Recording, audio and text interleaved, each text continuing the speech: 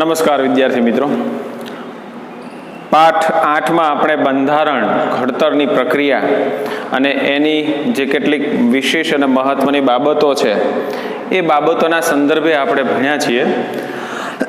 આમુખનું મહત્વ શું છે એ સંદર્ભે આપણે ચર્ચા કરી ગયા છીએ.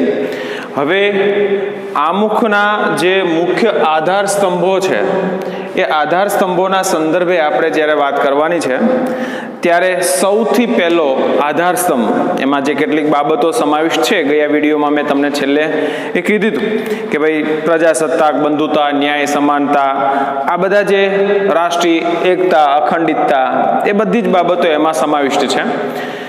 એમાં હવે કેટલાક જે છે એમાં સૌથી પહેલો તો લોકશાહી. લોકશાહી એટલે લોકોનું, લોકો વડે અને લોકો માટે ચાલતું રાજ્ય. એ આપણે બધા જાણીએ છીએ, ભારત એક લોકશાહી દેશ છે. અને લોકશાહી દેશ, લોકશાહી જે શબ્દ છે એ આમ તો મૂળ ગ્રીક શબ્દ છે.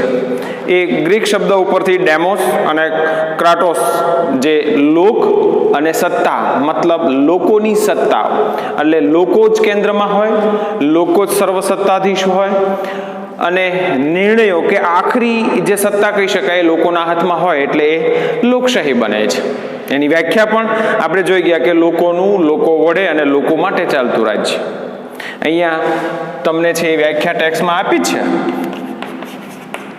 લોકોનું, વડે અને માટે જે ચાલતું રાજ્ય છે એને લોકશાહી તરીકે આપણે ઓળખી શકીએ. હવે લોકશાહીમાં સત્તા છે એ નિરંકુશ નથી. લોકશાહીમાં છે એ એક ચોક્કસ મર્યાદામાં જ જે તે પક્ષને કે જે તે વ્યક્તિને એ સત્તા સ્થાને બેસાડવામાં આવે છે. ફરી એ ચોક્કસ સમય પૂરો થાય એટલે ફરી પાછી એ પ્રજાએ એને સત્તા સોંપવી કે નહીં એ નક્કી કરવાનું છે.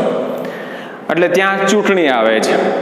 તો એ ચૂંટણીમાં જો ફરી પાછો એ વિજેતા બને પક્ષ કે કોઈ વ્યક્તિ, તો એ સત્તા સ્થાને જશે, અથવા તો એ હારે છે તો એની જગ્યાએ બીજું કોઈ આવશે. એટલે મતલબ વંશ પરંપરાગત કે કાયમી ધોરણે કોઈની સત્તા નથી.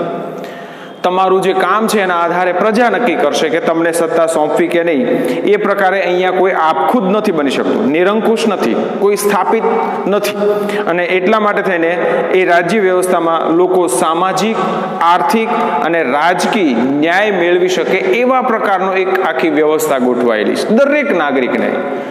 એ બધામાં રાજકીય ક્ષેત્રે પણ ખરું, સામાજિક ક્ષેત્રે પણ ખરું અને આર્થિક ક્ષેત્રે પણ.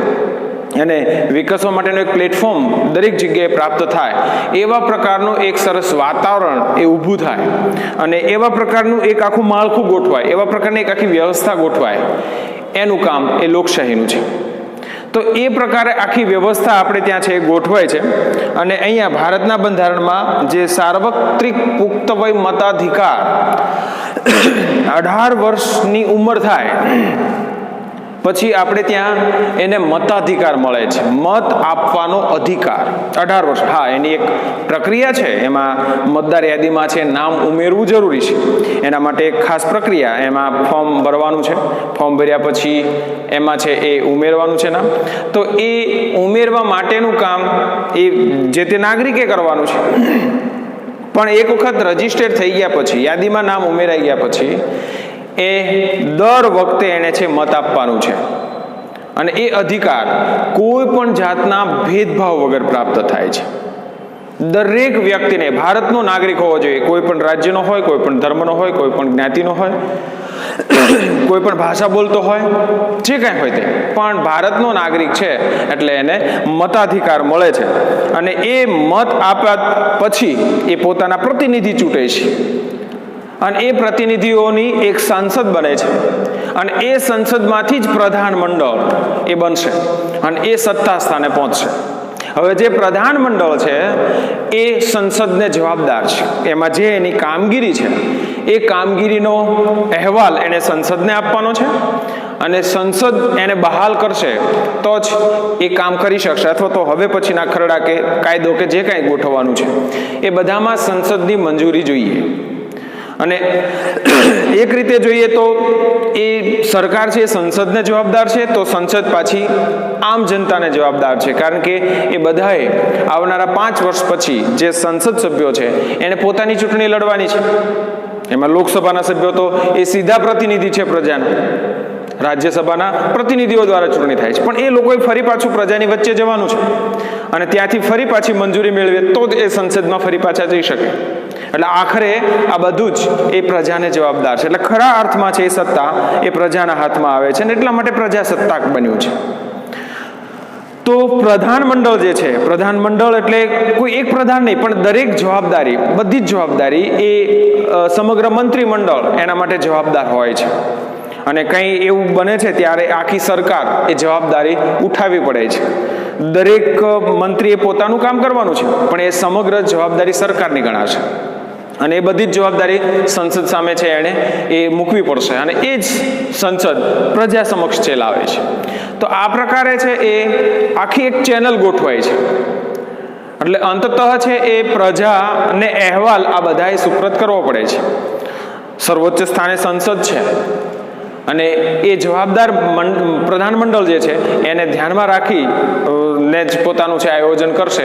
એ પ્રકારે આખી એક વ્યવસ્થા ગોઠવાય છે.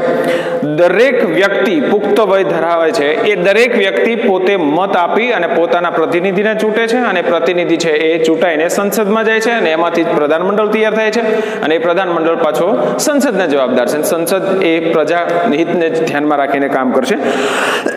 તો આ પ્રકારે સરકાર એક સંયુક્ત જવાબદારી ઉઠાવી અને દરેક વિભાગનું કામ સરસ થાય એના માટેના છે કામ કરશે. એક જવાબદાર સરકાર બનશે અને લોકશાહીમાં સરકાર સ્વતંત્રતા, સમાનતા અને બંધુતાનું જે ભાવ છે એને સ્વીકારે છે અને એ ભાવના સિદ્ધ થાય, સાકાર થાય એના માટેના છે પ્રયત્નો કરશે અથવા તો પ્રયત્નશીલ રહેશે.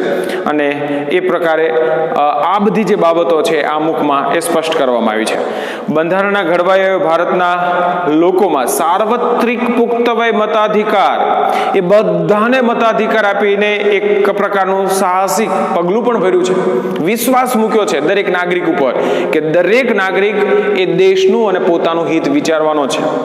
અને આજે પણ આપણે એવું જાણીએ છીએ કે મત છે એ ગુપ્ત રીતે આપવાનો છે. એટલે કોઈની શરમ રાખ્યા વગર, કોઈ પણ જાતના સંકોચ વગર એ આપણે આ કામ કરી શકીએ છીએ. અને કામ થતું હોવાના કારણે છે આપણને એ વધારે સુરક્ષિત પણ લાગે છે અને મત આપવામાં પણ એ વધારે સરળતા રહે છે. લોકશાહીમાં ભારતીય બંધારણમાં મૂળભૂત હકો, રાજનીતિના માર્ગદર્શક સિદ્ધાંતો, સંસદ, ધારાસભા, સ્વતંત્ર અને નિષ્પક્ષ ન્યાયતંત્ર, ચૂંટણી પંચ, આ બધું જે છે એની જોગવાઈઓ એ કરવામાં આવી છે અને એ બધી જોગવાઈના કારણે જ ભારતને છે એ લોકશાહી રાજ્ય તરીકે સ્થાપિત કરે છે. તમને ચૂંટણી પંચ છે તો દર 5 વર્ષે છે ચૂંટણી કરવાની તક મળે છે ને એના કારણે તમારા પ્રતિનિધિને બદલવાની કે સારું કામ છે તો એને ચાલુ રાખવાની એમાં અનુકૂળતા રહે છે. તો ન્યાય પંચ છે એટલે જ્યારે તમને છે એ ન્યાયતંત્ર હોવાના કારણે કંઈક એવું લાગે છે ત્યારે તમે ત્યાં જઈને એને પડકારી શકો છો અને પ્રજાહિતને છે ધ્યાનમાં લેવા માટે સરકારને પણ મજબૂર કરી શકાય છે. ન્યાયતંત્ર પોતે જ એને ટકોર કરી અને યોગ્ય નિર્ણયો કરાવી શકે છે અને એના કારણે છે લોકો જ કેન્દ્રમાં રહેતા હોય છે. તો આ પ્રકારની પરિસ્થિતિ એ ઊભી થવાના કારણે છે સારામાં સારી છે એ એક પદ્ધતિથી એ દેશનું શાસન ચાલતું હોય છે. તો આગળ આપણે જોઈ ગયા પ્રમાણે દરેક વ્યક્તિ જે મતાધિકાર ધરાવે છે, કોઈ પણ ધર્મ, કોઈ પણ ભાષા, કોઈ પણ પ્રદેશ, કશી બાબતનો ભેદભાવ રાખ્યા વગર બધા જ પોતાનો છે એ મત આપી શકે છે અને પોતાનો મત આપી શકતા હોવાના કારણે જે આખી લોકશાહી પ્રણાલી છે એને વધારે મજબૂત એ બનાવી શક્યા છીએ અને લોક કલ્યાણ માટે છે એ સરકારને જવાબદાર બનાવી શક્યા છીએ અને લોકોને કેન્દ્રમાં રાખીને જ નિર્ણય થાય એવા વ્યવસ્થા ગોઠવાય છે. તો આ સૌથી પહેલું છે એ લોકશાહી છે. ત્યાર પછી બીજું આવે છે એ સમાજવાદી. 1976માં છે કટોકટી શાસન દરમિયાન 42મો જે સુધારો આમુખમાં કરવામાં આવ્યો એમાં સમાજવાદી શબ્દ છે ઉમેરવામાં આવ્યો અને ભારતીય બંધારણની મોટા ભાગની જોગવાઈઓ પ્રત્યક્ષ કે પરોક્ષ રૂપે સામાજિક ક્રાંતિ દ્વારા એ આર્થિક જે સમાનતા છે એને સિદ્ધ કરી અને પ્રજા કલ્યાણની છે એ વાતને સ્વીકારે છે. યાદ રાખો કે આગળના પાઠમાં છે તમે કદાચ ભણ્યા છો અથવા તો ભણવાના છો હવે. જે કુદરતી સંપદા આપણી પાસે છે એ કુદરતી સંપદામાંથી કેટલાક લોકોના હસ્તક હોય અને બહુ ઓછી સંપદા ઘણા બધા લોકોના હસ્તક હોય તો આર્થિક આવકથી લઈને અથવા તો આર્થિક સત્તાનું કેન્દ્ર છે કોઈ એક જગ્યાએ સીમિત થઈ જશે. જ્યારે આવું થાય છે ત્યારે એક ખૂબ ધનાઢ્ય હોય ત્યારે બીજો એકદમ કંગાળ હોય. આવી સ્થિતિ ન થાય, બધાને બેલેન્સ રહે, બધાને છે આવકનો સમાનતા પ્રાપ્ત થાય. એટલા માટે થઈને સરકાર એ આ બધી જવાબદારી સ્વીકારશે અને એ જવાબદારી થકી બધાને જે આવક સરખા પ્રમાણમાં મળે, બધાનું કલ્યાણ થાય એવા પ્રકારની એક વ્યવસ્થા સમાજના છેવાડાના માણસને પણ છે પ્રતિનિધિત્વ કે પ્રાધાન્ય મળે એના માટેના પ્રયત્નો છે સરકાર દ્વારા છે થશે. એના જે બાબતો છે એ બાબતો પણ આપણે રાજનીતિના માર્ગદર્શક સિદ્ધાંતોમાં છે સ્વીકારવામાં આવી છે કે ભાઈ કોઈ પણ જગ્યાએ છે આર્થિક બાબતો જે છે એનું કેન્દ્રીકરણ ન થવું જોઈએ, બધાને વિકાસની એક સમાન તક પ્રાપ્ત થવી જોઈએ. જે આવકના સ્ત્રોત છે એ આવકના સ્ત્રોત બધાને સમાન રીતે પ્રાપ્ત થવા જોઈએ. તો આ પ્રકારનું છે એક પરિસ્થિતિ નિર્માણ કરી અને કલ્યાણ રાજ્ય બનાવવાની છે આમાં વાત એ સ્વીકારવામાં આવી છે.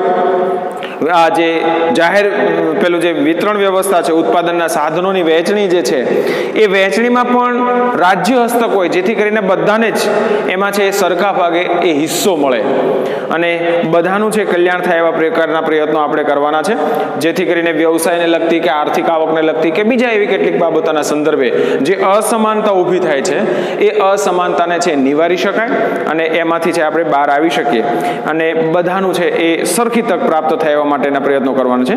કોઈ વ્યક્તિ કે સમૂહના હાથમાં સંપત્તિ કેન્દ્રિત થયેલી નહીં હોવી જોઈએ, એ વિકેન્દ્રિત જ રહેવી જોઈએ કે જેથી કરીને બધાને એ સરખા પ્રમાણમાં આવક મળતી થાય અને એક સ્વસ્થ જીવન, ગૌરવપૂર્વક જીવન જીવવાની તક એ છેવાડાનો માણસથી લઈને બધાને એ મળવી જોઈએ. આજે થોડીક પરિસ્થિતિ એવા પ્રકારની છે કે અમુક જગ્યાએ એનું કેન્દ્રીકરણ થયું છે.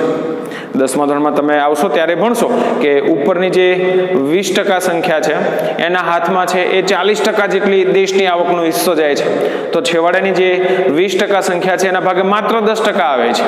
મતલબ સંપત્તિનું કેન્દ્રીકરણ કોઈ જગ્યાએ થયું છે. આ પરિસ્થિતિને નિવારવાની છે અને એમાંથી છે એ બહાર નીકળી અને પહેલા જે 20% લોકો છે એના ભાગે માત્ર રાષ્ટ્રીય આવકનો 10% હિસ્સો જાય છે, તો એને સરેરાશ એ બધાના ફાળે છે એક સરખી આવે એવા પ્રકારની સમાજવાદી વ્યવસ્થા આપણે ઊભી કરવાની છે.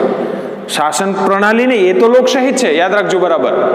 એ લોકશાહીમાં બધાને આ પ્રકારે સમાજ વ્યવસ્થા ગોઠવાય જેથી કરીને બધાને વિકાસ માટેની યોગ્ય અને સમાન તક પ્રાપ્ત થાય અને એટલા માટે આપણે આમાં છે પ્રયત્નો કરવાની વાત એમાં સ્વીકારી છે. આ પરિસ્થિતિ કે પેલું જે યોગ્ય ગોઠવણ છે એ ગોઠવવાના કારણે છે બધા જ લોકોનું જીવન ધોરણ એ સુધરી શકે, ઊંચું આવે એના માટેના પ્રયત્નો પણ આપણે કરવાના છે અને એ થકી સામાજિક અને આર્થિક કલ્યાણ સાધવાનો પ્રયત્ન બંધારણના જે રાજ્યોના માર્ગદર્શન આપે છે એ રાજનીતિના માર્ગદર્શક સિદ્ધાંતોમાં પણ એ સમાવિષ્ટ કરી અને એક આખો દસ્તાવેજીકરણ એનું થયું છે અને એના કારણે આપણે એને સામાજિક દસ્તાવેજ તરીકે પણ ઓળખી શકીએ. તો એક આ બીજો એનો આધાર સ્તંભ કહી શકાય. અને ત્રીજું છે બિન સાંપ્રદાયિકતા.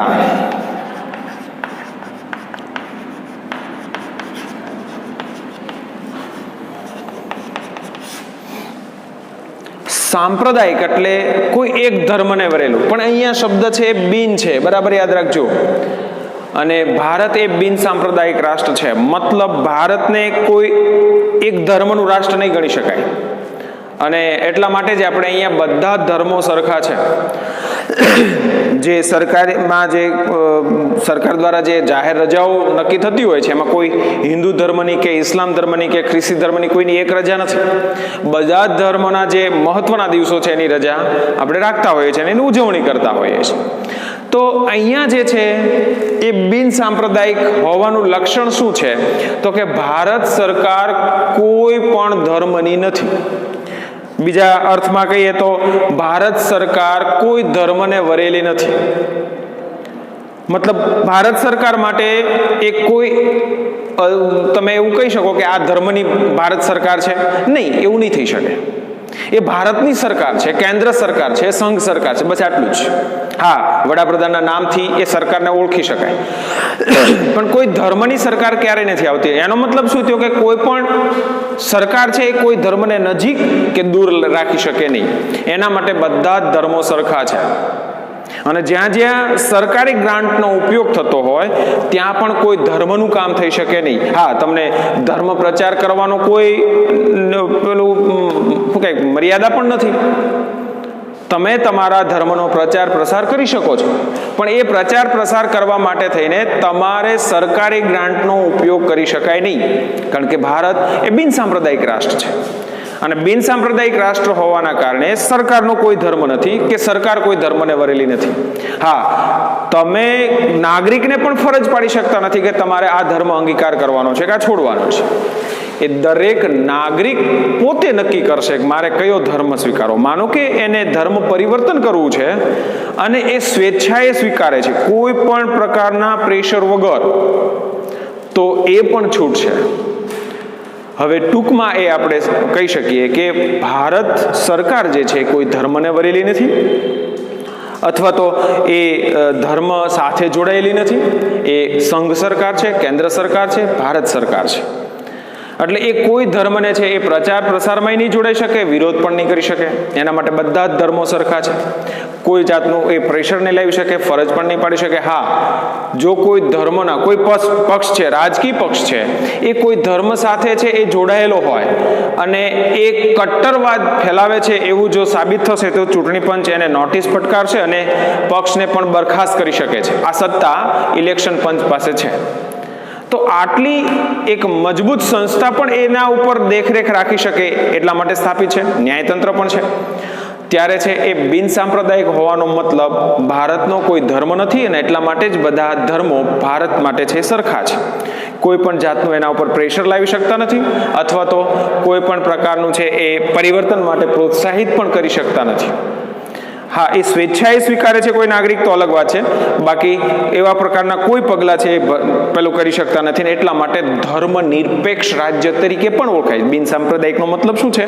ધર્મ નિરપેક્ષ. બધા જ ધર્મો એના માટે છે સરખા છે અને આ પ્રકારની પરિસ્થિતિ દ્વારા છે એ બધાને એક સરખી તક પ્રાપ્ત થાય એના માટે થઈને એ કેટલીક બાબતો છે સ્વીકારી છે. આ પણ એક બંધારણનું મહત્વનું એ લક્ષણ આપણે છે ગણાવી શકીએ અને સર્વધર્મ સમદષ્ટિ, સર્વધર્મ સદભાવ એ સિદ્ધાંતને વરેલું આપણું ભારતીય બંધારણ કોઈ પણ ધર્મને રાજ્યમાં ઉત્તેજન આપવામાં નહીં આવે. વ્યક્તિને પોતાની ધાર્મિક માન્યતા, આસ્થા, શ્રદ્ધા એ રાખવાની તમામ પ્રકારની છૂટ છે. પ્રચાર પ્રસાર પણ કરી શકે છે અને એ દરેક નાગરિકને આ રાજ્યનો છે એ દ્વારા અપાયેલો અધિકાર છે. એના ઉપર કોઈ જાતનો પ્રતિબંધ મૂકી શકાય નહીં અને એ બાબત ઉપરથી આપણને એ ફલિત થાય છે કે ભારત એક બિન સાંપ્રદાયિક ધર્મનિરપેક્ષ છે રાજ્ય છે. હવે આ છે આપણે આમુખના જે મહત્વના આધાર સ્તંભો છે એની ચર્ચા આપણે કરી છે. હવે એની સાથે બંધારણના કેટલાક લક્ષણો છે.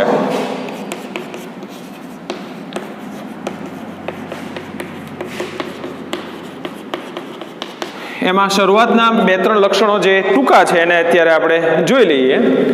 લેખિત દસ્તાવેજ પહેલું જે છે એમાં લેખિત દસ્તાવેજ. જ્યારે બંધારણ ઘડતરની પ્રક્રિયા હું તમને ભણાવતો હતો ત્યારે આપણે જોઈ ગયા છે કે દુનિયાના રાષ્ટ્રો જે છે એમાં જે લોકશાહી ઢબે ચાલતા હોય અને સરસ રીતે છે એ વિકસિત બની શક્યા હોય એવા પ્રકારના જે રાષ્ટ્રો છે એના બંધારણનો અભ્યાસ કર્યા અને એ અભ્યાસ કર્યા પછી ડાયરેક્ટ એમાં ઉઠાંતરી નહીં પણ ત્યાંની ભૌગોલિક પરિસ્થિતિ, અહીંની ભૌગોલિક પરિસ્થિતિ, આપણી સામાજિક પરિસ્થિતિ, આ બધી બાબતોને ધ્યાનમાં રાખીને આપણને કઈ રીતે એ બંધ બેસે છે એ પ્રકારે આપણે સ્વીકાર્યું છે. અને દુનિયામાં ખાસ કરીને બ્રિટન અને ઇઝરાયલ આ 2 દેશોને બાદ કરતા બાકીના બધા જ દેશોને એ પોતાનું એક લેખિત બંધારણ છે. હવે અહીંયા એનો ઉલ્લેખ એટલા માટે આપણે કરવાનો, ભારતનું બંધારણ એ લેખિત દસ્તાવેજ તો છે જ પણ દુનિયાના બધા જ દેશોના બંધારણનો વિસ્તૃતપણે છે અભ્યાસ કર્યા પછી એમાંથી આપણને જે સુસંગત હોય એવા પ્રકારની બાબતોને આપણા બંધારણમાં આપણને અનુકૂળ પડે એ પ્રકારે એનું દસ્તાવેજીકરણ કર્યું છે. અને એના કારણે જ એ આપણે એવું કહી શકીએ કે આપણી ભૌગોલિક, સામાજિક, આર્થિક, રાજકીય, સાંસ્કૃતિક આ બધી પરિસ્થિતિઓને ધ્યાનમાં રાખીને એ બંધારણને આપણે સ્વરૂપ આપ્યું છે અને એટલા માટે જ વિસ્તૃત થવા હોવાના કારણે છે દુનિયાનું એ સૌથી મોટું એ બંધારણ તૈયાર થયું છે અને લેખિત સ્વરૂપે છે બન્યું છે એવું આપણે કહી શકીએ. હવે ત્યાર પછી છે એનું બીજું જે છે એ કહીએ તો બંધારણનું કદ.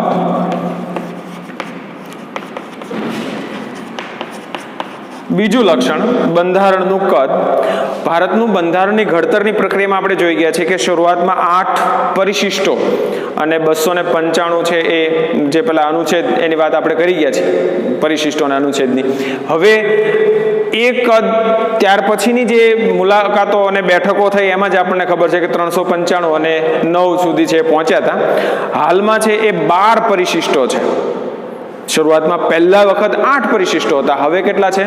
12 પરિશિષ્ટો સુધી પહોંચ્યા છે. અને જ્યારે જે કાંઈ પ્રકારની જરૂરિયાત ઊભી થઈ એવા પ્રકારના એ સુધારા વધારાઓ પણ કર્યા છે. 1976માં તમને હમણાં જ ભણાવ્યું કે 42મો સુધારો હતો. તો એ સુધારા જ્યારે આપણને એવી જરૂરિયાત લાગી છે ત્યારે આપણે એમાં સુધારો કરીને એમાં ઉમેરવાનું કામ કર્યું છે. તો હાલમાં છે 12 પરિશિષ્ટો સુધી છે આપણે એ પહોંચ્યા છીએ. અને કેન્દ્ર અને રાજ્યની શાસન વ્યવસ્થા જે છે, આંતર સંબંધો રાજ્યો વચ્ચેના છે, લોકોની મૂળભૂત હકો છે, ફરજો છે, રાજનીતિના માર્ગદર્શક સિદ્ધાંતો, ન્યાયતંત્ર, ચૂંટણી પંચ, સ્થાનિક સ્વરાજની સંસ્થાઓ, લઘુમતીઓ, પછાત અને વંચિત સમૂહો, આ બધા માટેની ખાસ જોગવાઈઓ પણ કરવામાં આવી છે. અને તેથી આપણું બંધારણ દુનિયાના અન્ય બંધારણો કરતાં લાંબુ અને વિસ્તૃત અને વિશદપૂર્ણ છે એવું કહી શકાય. બધી જ બાબતો, બધી જ સંસ્થાઓ, બધી જ ધર્મ માટે, બધી જ પરિસ્થિતિઓ માટે એક યોગ્ય પ્રકારની છે છણાવટ થશે અથવા તો યોગ્ય પરિસ્થિતિ નિર્માણ કેમ કરી શકાય એનું તમામ માર્ગદર્શન આપતું હોવાના કારણે એ આપણું બંધારણ પણ એ જ રીતે મજબૂત અને વિસ્તૃત છે બન્યું છે એવું કહી શકાય. ત્યાર પછી ત્રીજું છે એ એક જ નાગરિકત્વ.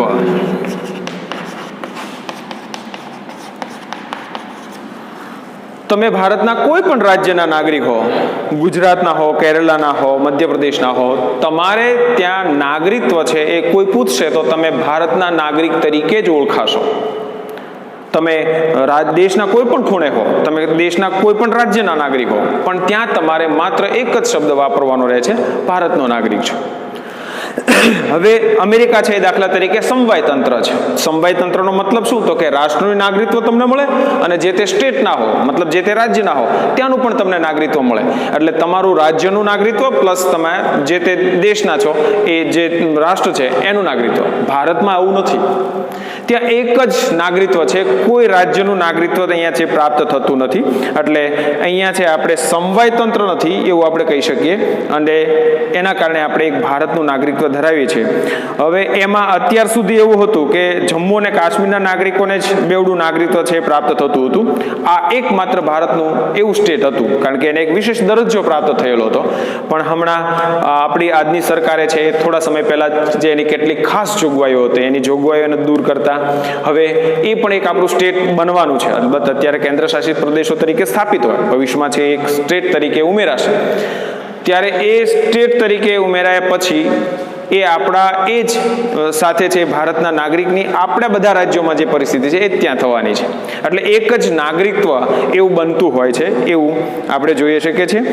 હવે ત્યાર પછીની જે બાબત છે એમાં થોડાક વધારે મુદ્દાઓ છે અને થોડુંક વિસ્તૃત છે, કામની થોડીક વહેંચણી પણ છે. કેન્દ્ર સરકાર અને રાજ્ય સરકાર, શેષ સત્તાને આ સુધીની બધી અલગ અલગ બાબતો છે. તો એ બધાને આપણે ધ્યાનમાં રાખીને મજબૂત અને કેન્દ્રવાળું જે તંત્ર છે એના સંદર્ભે જોવાનું છે. પણ ત્યારે એક વખત આટલા જે આપણે આધાર સ્તંભો જોયા છે એના લક્ષણો જે છે એ 2-3 લક્ષણો જોયા છે. એ 2-3 લક્ષણો અને મહત્વના આધાર સ્તંભો છે એને એક વખત પહેલા જોઈ લો.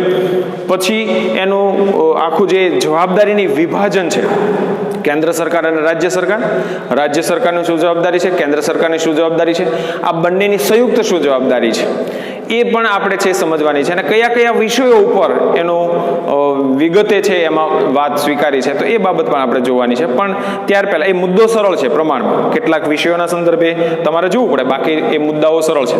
તો હવે પહેલા આ બધા જ યાદ રાખો કે આમાંનું કોઈ પણ લોકશાહી છે 3 માર્કમાં પૂછાઈ શકે છે, સમાજવાદી જે આખી બાબત છે એ પણ 2 માર્કમાં પૂછાઈ શકે છે, બિન સાંપ્રદાયિકતા તો ખૂબ વખત છે પૂછાતું હોય છે એટલે એ પણ 2 માર્કમાં પૂછાઈ શકે છે. સળંગ આખો છે વિસ્તૃત પ્રશ્ન તમને છે આમુખના આધાર સ્તંભો એવું પૂછાઈ શકે શકે ત્યારે આ 3 મુદ્દાઓ લખવાના છે. કદાચ આવડા વિસ્તૃત જવાબ કે વિસ્તૃત મુદ્દાઓ તમે ન લખ્યું હોય એવું બની શકે અત્યાર સુધી, પણ હવે એ માધ્યમિકમાં આવ્યા છો એટલે આવા મુદ્દાસર જવાબ પણ તમારે લખવાના થશે. એટલે એ પ્રમાણે પણ એક વખત એની પ્રેક્ટિસ કરવાની છે. અને બંધારણના જે લક્ષણો છે એ બંધારણના લક્ષણોમાં હજુ એક લક્ષણ અને મોટું અને વિશેષ બાકી છે, એ આપણે પછી જોઈએ. પણ આ બંધારણના લક્ષણોમાં છે ખાસ કરીને 3 જે લક્ષણો છે એ 3 લક્ષણોના સંદર્ભે અત્યારે તમારે જોવાનું છે. કોઈ પણ એક લક્ષણ 2 માર્કમાં પૂછાઈ શકે છે. એકલું હવે પછીનું જે લક્ષણ છે એ વિસ્તૃત પ્રશ્નમાં 3 માર્કમાં છે પૂછાઈ શકે એવા પ્રકારનું લક્ષણ છે. એટલે આ સળંગ પ્રશ્ન પૂછાઈ શકે છે, એટલે 2 માર્કના સંદર્ભે, 3 માર્કના સંદર્ભે કે વિસ્તૃત પ્રશ્નના સંદર્ભે પૂછાય. એટલે આપણને આવડતું હોવું જોઈએ. બધા જ મુદ્દાઓ એક વખત લખવાના છે અને આગળનો જે મુદ્દો છે એને બરાબર સમજવાનો છે, જોઈને આવવાનું છે. અને એની એક કામ તમારે એ કરવાનું છે કે કેન્દ્ર સરકારની કઈ સત્તા સોંપેલી છે, રાજ્ય સરકારને કઈ સત્તા સોંપેલી છે, એના વિષયો આપેલા છે. એ વિષયો ની સંખ્યા લખવાની છે અને વિષયો કયા છે એની એક યાદી તૈયાર કરીને આવતો વિડીયો તમે જુઓ ત્યારે એ લઈને સાથે બેસવાનું છે. એટલે આટલું કામ કરીને જ હવે પછીનો આગળનો વિડીયો જોજો. ધન્યવાદ.